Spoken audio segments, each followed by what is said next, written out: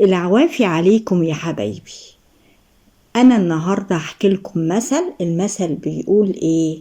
الخسارة تعلم الشطارة. كان أبو محمد عنده 5 عيال، وكان موظف ومحوش قرشين، والعيال كبرت. قال لمراته: عايزين نفتح دكانة نبيع فيها شوية فاكهة توسع علينا. وفعلا أجر دكانة وراح لتاجر الفاكهة، جاب منه فاكهة كتير. بس الفاكهة كانت الدنيا حر في الصيف وما اتباعتش كلها، ومعظم الفاكهة كانت هتخسر. كلوا اللي كلوه وفرقوا اللي فرقوه على الناس الغلابة. طب قال: لأ، بلاش الفاكهة، أنا هجيب بطيخ.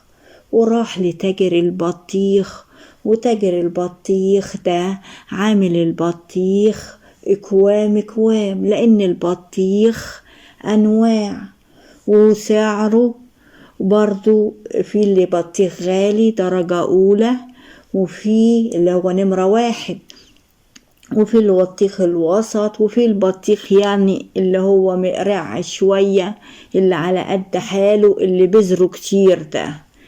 فابو محمد استرخص، قال: اخد الكوم الكبير ده واكسب فيه.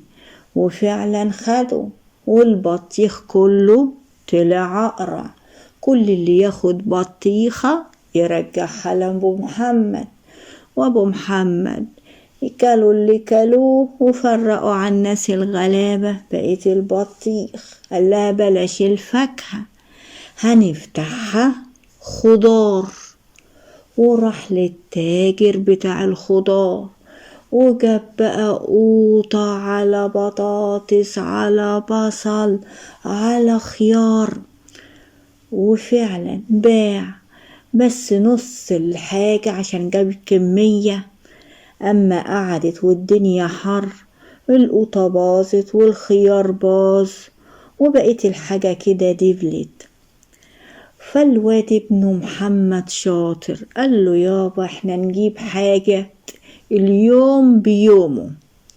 وفعلا الولد من شطارته بقاش يجيب من التاجر، راح لسوق الجملة الكبير وجاب الحاجة الخضار اليوم بيوم، وما بجابش حاجات تقعد وتبوظ. واخر النهار ينزل في السعر، بقية الخضار اللي موجود يتباع، ما بقاش في حاجة باقية. وراح سوق الجملة برضو، جاب من البطيخ نمرة 1 8 بطيخات.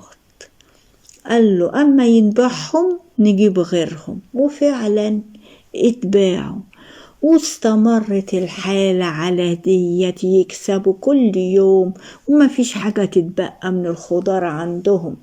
فابو محمد قال لابنه: اتعلمت الشطارة دي منين؟ قال له: من الخسارة اللي احنا خسرناها. قال له: عندك حق، الخسارة تعلم الشطارة. واحنا يا حبايبي، يا ولادي، يا اخواتي، مفيش انسان ما بيعيش من غير هدف وامل، تبقى الحياة ملهاش لازمة.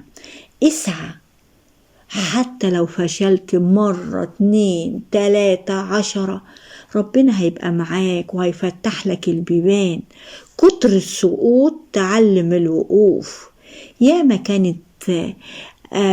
كانت مشاريع كبيرة كان أولها فكرة في دماغك، زي صاحب مصنع، زي سوبر ماركت، وابتدوا في كشك وفي محل، لما بقى سوبر ماركت كبير، لما بقى مصنع كبير يا ولاد.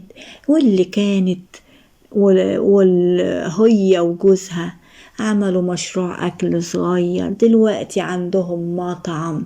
يا ولاد، لازم تصبر على حلمك وتسعاله، وما تخليش حاجة تقف قصادك، والضربة اللي ما تكسركش تقويك.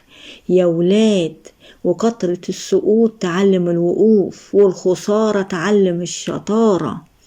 ياما ناس كتير عندهم أحلام والحلم ما يرتبطش في سن، في أي سن. خالتكو تونة عملت قناة الأمثال ديت والحكاوي بعد سن 50. لازم تكون لك هدف يشغلك وتتحقق قصاد عينك، هتفرح بنجاحك. يا ولاد اسعوا وربنا هيسعى معاكم وهيفتح قدامكم الأبواب، بس بالصبر والعمل، وما تيأس وما يبقاش عزمك ضعيف. والتمسوا بالخير